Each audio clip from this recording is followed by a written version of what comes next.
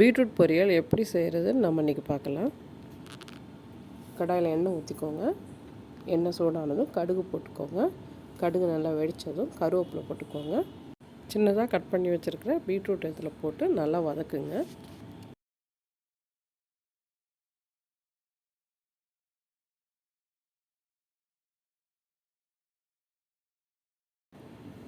தேவையான அளவு உப்பு சேர்த்து நல்லா வதக்குங்க.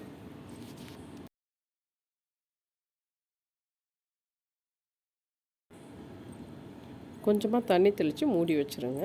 பீட்ரூட் வெந்துடும்.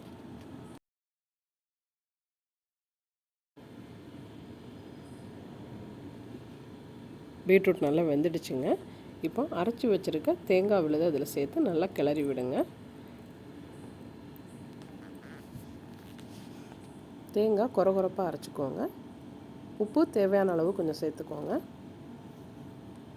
அவ்வளோதாங்க, பீட்ரூட் பொரியல் ரெடி ஆகிடுச்சு. நீங்களும் ட்ரை பண்ணி பாருங்கள். உங்களுக்கு இந்த வீடியோ பிடிச்சிருந்தா மறக்காமல் லைக் பண்ணுங்கள், ஷேர் பண்ணுங்கள், சப்ஸ்கிரைப் பண்ணுங்கள், பெல் பட்டனை கிளிக் பண்ணுங்கள். தேங்க்யூ.